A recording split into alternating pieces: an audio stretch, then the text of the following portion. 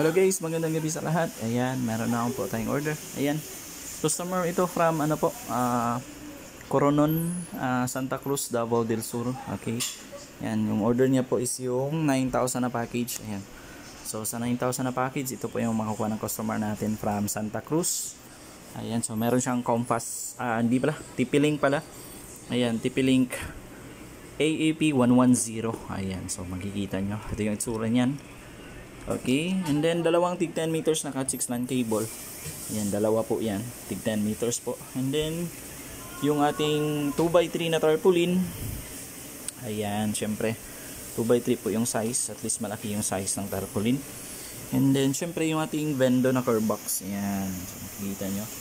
Okay, naka anti-hook na po yan, and then naka lead frame. Okay, ayan, so yung coin slot pala, tumatanggap niya ng bago at saka lumang coins. Ayan. And then sa loob niyan, meron yung coin box. Ayan. Optional, pwede mong tanggalin, pwede hindi. Okay? Ayan, sige. Try natin connect dyan sa TP-Link 110. Yung gusto niya pala ipangalan dyan. Okay, punta tayo sa isang phone. Open ko lang yung isang phone. Ayan. Ayan, so yung gusto niya ipangalan dyan. Teka lang.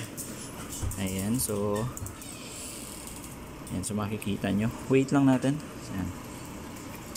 Ayan, so yung gusto niya ipangalan yan yung Aleng, yan, yung Aleng Piso, Wi-Fi Vendo. Ayan, so makikita nyo yung Aleng Piso Wi-Fi Vendo.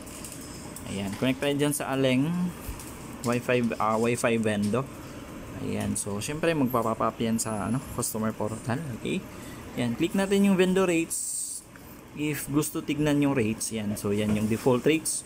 And pwede yan ma-edit sa admin panel mismo ng Vendo. Okay, meron po akong tutorial yan kung paano po i-edit yung Wi-Fi rates ng Vendo.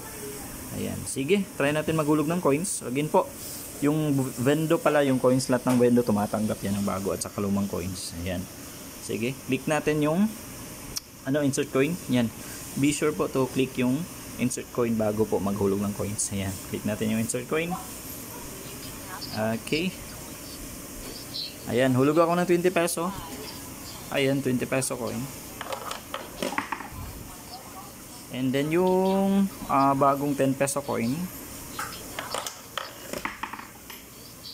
So, and then yung lumang 10 peso coin. Ayan. Tapos yung lumang 5 peso coin. Okay.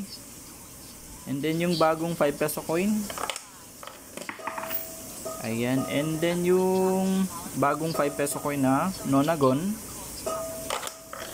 And then last one is yung dalawang bago at saka lumang 1 peso coin. Ayan, so hulog natin. So dapat yan, 57 yung makikita nyo. Okay, ayan, and then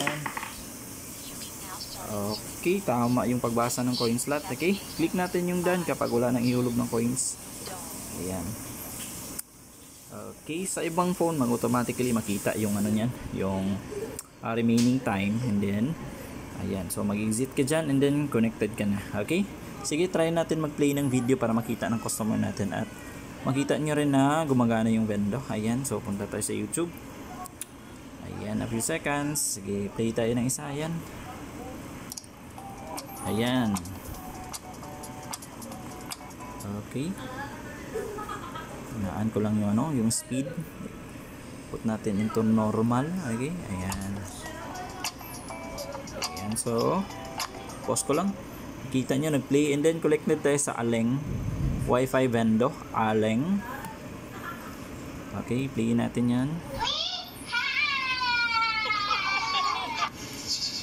Ayan. So makikita nyo, nag-play ulit yung video, and then connected tayo sa Aleng Wi-Fi Vendo. Okay, meaning po gumagana po yung Vendo natin. Okay, wala pong problema yung Vendo natin. Okay, again po, customer ito from Coronon, Santa Cruz, Davao del Sur. Okay, ready na po ito for delivery bukas. Okay, yung order niya po is yung 9,000 na package. Okay, ayan, so yung delivery po nito, wala pong bayad. Okay, yan, no hidden charges po. If yung in-order ng customer natin from Santa Cruz, yung 9,000 na package, so yan lang po yung babayaran ng customer natin. Okay, ayan, so kung gusto nyo po pala mag-inquire regarding po sa mga packages natin, kindly contact nyo lang po sa page.